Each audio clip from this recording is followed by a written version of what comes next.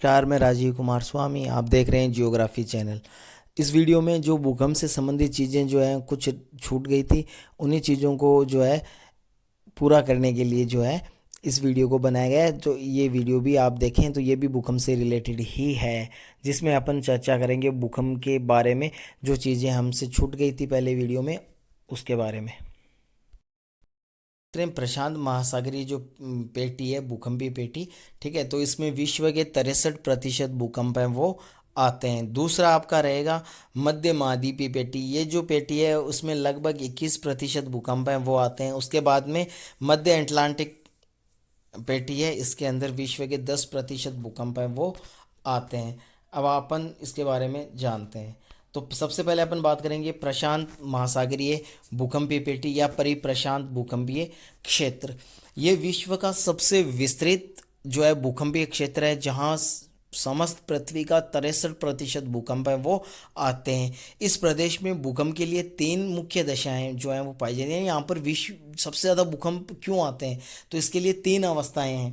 पहली अवस्था है सागर तथा जल का मिलन बिंदु। देखिए, इस क्षेत्र में प्रशांत महासागर है वो लगभग सभी क्षेत्रों को छूता है। देखो, अगर अपन बात करें तो अमेरिका के पश्चिमी तट को, ठीक है, वहीं जो है एशिया इसके पूर्वी तट को छूता है, ऑस्ट्रेलिया को छूता है, ठीक है। तो काफ़ी ज़्यादा स्थलीय और जल का जो मिलन बिंदु है वो काफ़ी ज़्यादा प्रशांत महासागर में। तो ये एक इसके पीछे का कारण। दूसरा है नवीन मोड़दार पर्वत क्षेत्र। तो दूसरा इसका कारण है नवीन पर्वत क्षेत्र जो है वो मोड़दार पर्वत हैं, वो भी यहाँ पर हैं, जैसे रॉकीज इंडीज, ठीक है। तो इस वजह से तीसरा कारण है ज्वालामुखी क्षेत्र। तो परिप्रशांत जो क्षेत्र है वो एक ज्वालामुखी क्षेत्र है, यानी क्योंकि ये जो प्रशांत महासागरीय ये जो प्लेट है वो यहाँ पर जो प्लेट्स का जो किनारा है वो विनाशात्मक है, ठीक है। तो इसलिए यहाँ पर ज्वालामुखी बहुत ज़्यादा है, ठीक है। अमूमन ऐसे हैं कि हमारी पृथ्वी पर पाए जाने वाले जितने भी जो कुल जो जागृत ज्वालामुखी हैं उनका 1/3 जो ज्वालामुखी हैं वो इसी क्षेत्र में आते हैं।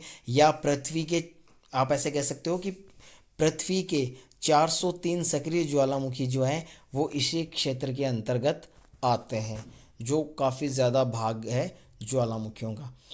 ये यहाँ पर जो है प्लेट के विनाशात्मक जो सीमांत है वो हैं, जिसकी वजह से भूकंप आते हैं। इस प्रदेश का विस्तार जो है रॉकीज इंडीज पर्वत एवं ज्वालामुखी क्षेत्र व उत्तर दक्षिणी अमेरिका के पश्चिमी तट के किनारों पर तथा एशिया के पूर्वी भाग में कमचटका से पूर्वी तटीय एशिया होते हुए क्यूराइल द्वीप, जापान द्वीप तथा फिलीपाइंस द्वीप होते हुए पूर्वी द्वीप समूह तथा न्यूजीलैंड तक है। तो इसका विस्तार की बात करें तो इसका विस्तार जो है शुरू होता है आपका रॉकीज और इंडीज पर्वत श्रृंखला से, फिर उनका ज्वालामुखी क्षेत्र कौन किसका, उत्तरी और दक्षिणी अमेरिका का, उसके बाद में उस पश्चिमी किनारे तक रहते हैं। तो ये तो इसका पश्चिमी भाग हो गया। पूर्वी भाग की बात करें तो ये एशिया का पूर्वी भाग जो है कमचटका से पूर्वी तट से एशिया का पूर्वी तट होते हुए क्यूराइल द्वीप, जापान द्वीप, फिलीपींस द्वीप होते हुए दक्षिण जो पूर्वी द्वीप समूह है वहाँ तथा न्यूजीलैंड तक इसका विस्तार है पाया जाता है।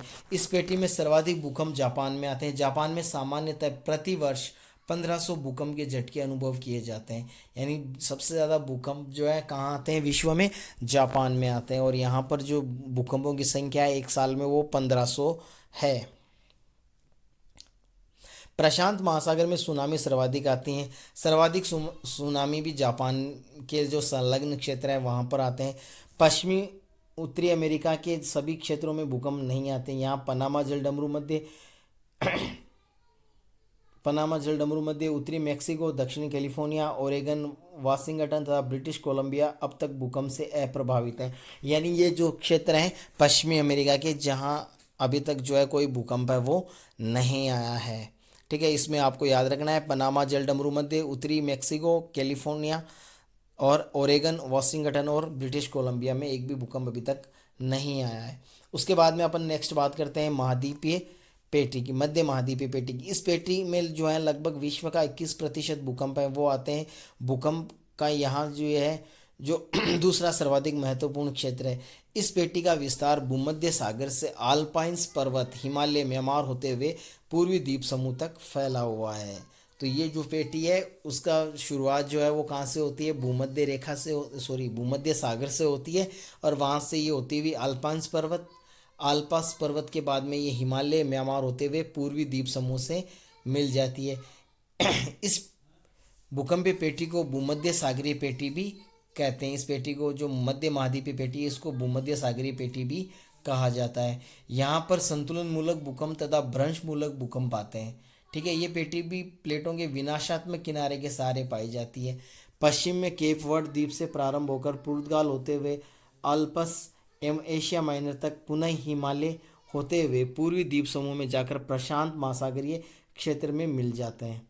ठीक है, तो ये भूकंप आपके रहेंगे। चीन में कुनूल, यत्स्यांग तथा सिलिंगशन पर्वतीय क्षेत्र भूकंप भी इसी पेटी में आते हैं। और यह पेटी उस पेटी से हिमालय से तिब्बत होती हुई चीन तक आती है। और भारत की भूकंप जो मूल पेटी है, इसी पेटी के अंतर्गत आती है। भारत में हिमालय क्षेत्र, पश्चिमी क्षेत्र, पूर्वी क्षेत्र पेटी में सर्वाधिक भूकंप आते हैं। मध्य महाद्वीपीय क्षेत्र में संपूर्ण भूकंप क्षेत्र इटली, चीन, एशिया माइनर तथा बाल्कन प्रायद्वीप पर पाए जाते हैं। उसके बाद में नेक्स्ट अपना आ जाता है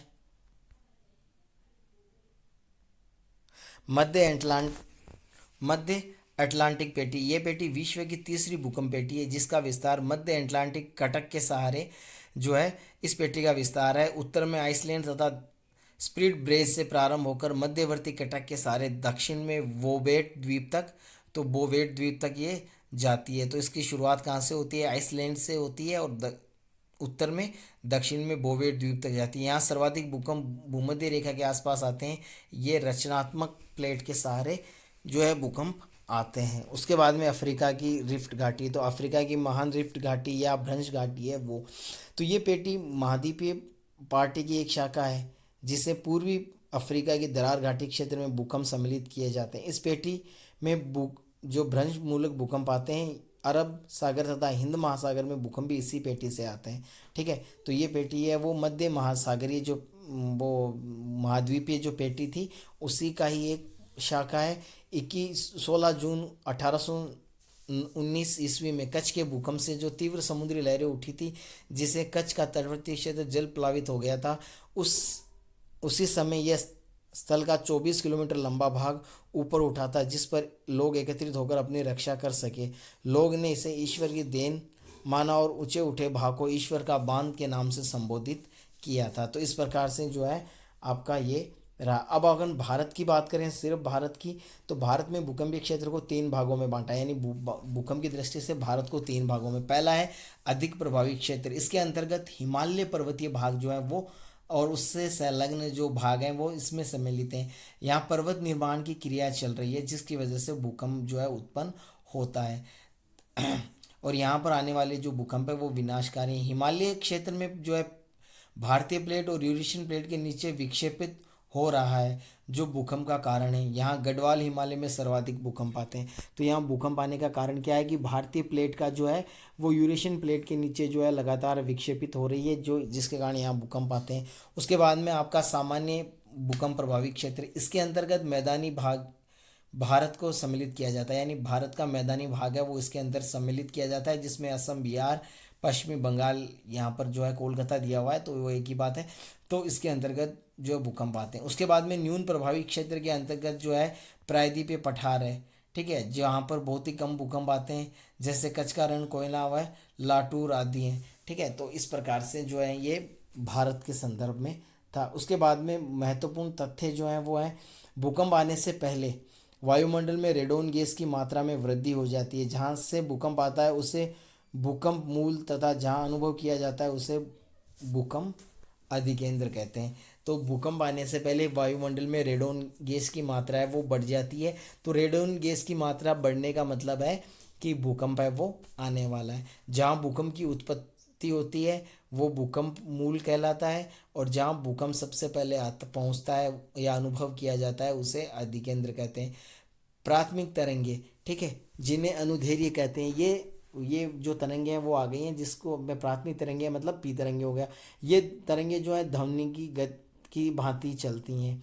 सबसे अधिक गति इन्हीं तरंगों की होती है। ठीक है, तो इसके बारे में अपन बात कर चुके हैं, फिर भी मैं आपको दूसरा आपका होता है द्वितीयक या अनुप्रस्थ, या इसको आप सेकेंडरी यानी एस तरंग भी कह सकते हो। ये प्रकाश तरंगों के समान चलती हैं। ये केवल ठोस में ही चल सकती हैं। ठीक है। पी तरंगे हैं वो ध्वनि तरंगों के समान होती हैं, ये प्रकाश तरंगों के समान होती हैं।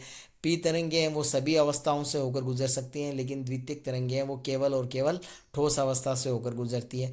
नंबर 3 आपकी आ जाती है धरातलीय तरंगे, सबसे ज़्यादा विनाशकारी होती हैं और धरातल के निकट चलती हैं। इनकी जो चलने की जो स्थिति होती है वो जिग जैग होती है, जिसकी वजह से धरातल के ऊपर अधिक धक्के लगते हैं या अधिक जो है आघात होता है, जिसके कारण विनाश जो होता है वो सबसे ज़्यादा होता है।